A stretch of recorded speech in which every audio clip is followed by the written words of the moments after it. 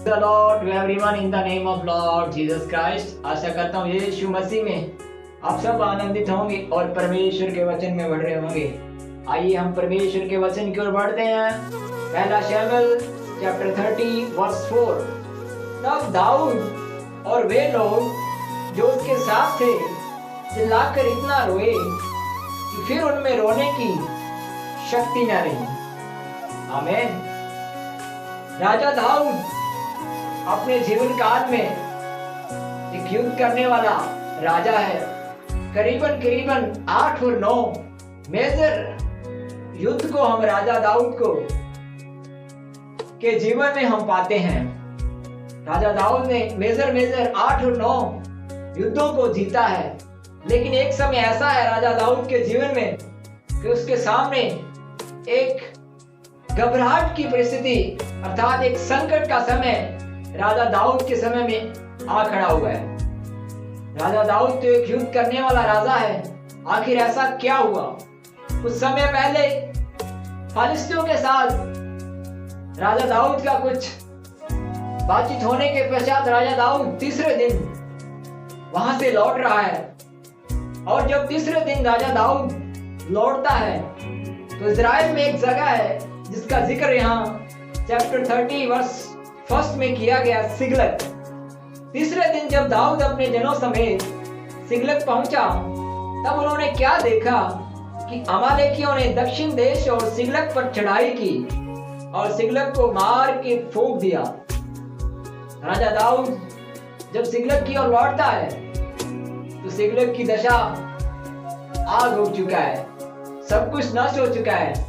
उसकी दोनों पत्नियां और लोग बंधुआई में अमालेकी ले चुके हैं। और केवल इतना ही नहीं, जो बचे हुए लोग हैं वो पत्थर लेकर राजा दाऊद की ओर मारने का परिस्थिति राजा दाऊद के सामने खड़ा है। आमीन। और हम पाते हैं कि राजा दाऊद उस परिस्थिति में वहां हम पाते हैं कि वो लोग रोने का जैसा परिस्थिति हो गया है। बहुत बार ऐसा विश्वासियों के जीवन में भी होता है, लेकिन रोने का शक्ति भी नहीं रहता है। आमीन। लेकिन राजा दाऊद उस परिस्थिति में वहीं पे सोचने नहीं लगता है। राजा दाऊद याजक से कहता है और एक व्यवस्था का पालन करते हुए राजा दाऊद उनका पीछा करता है और कहता है कि जो कुछ अमालेकी ले गया चुरा के निश्चित मैं छुड़ा ले आऊंगा। आमीन। परमेश्वर ने आपको और हमें राजा दाऊद के जैसे वो अभिषेक दिया है कि जो कुछ हमारे जीवन से शैतान चुरा कर बंधुआई के जरिए जो कुछ भी हमारे जीवन से ले जाता है, निश्चित जैसे दाऊद यहाँ पे छुड़ा कर ले आएगा, वैसे आप और हम जरूर उस पुनः स्थापन को हमारे जीवन में देखेंगे। हम पाते हैं कि राजा दाऊद करीबन 600 सैनिकों को लेकर जाता है। 600 में से 400 ही राजा दाऊद के साथ जाते हैं, 200 रास्ते में रुक जाते हैं। आमीन। ऐसा बहुत बार परमेश्वर के लोगों के बीच में, बहुत बड़े बड़े झुंडों के बीच में ऐसा हम कार्य को देखते हैं कि बहुत बार एफेसुस की कलीसिया की तरह बहुत लोग पहले से प्रेम को छोड़कर पीछे की ओर जाने लगते हैं।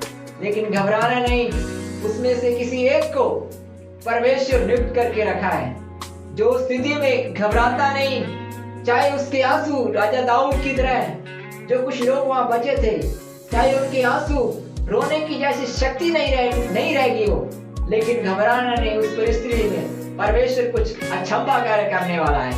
आमीन। और हम पाते हैं कि राजा दाऊद उनका पीछा करता है और वाक्य 18 में अगर हम जाएंगे, और जो कुछ अमालेकी ले गए थे सब दाऊद ने छुड़ा लिया और दाऊद ने अपनी दोनों स्त्रियों को भी छुड़ा लिया। आमीन। Praise the Lord.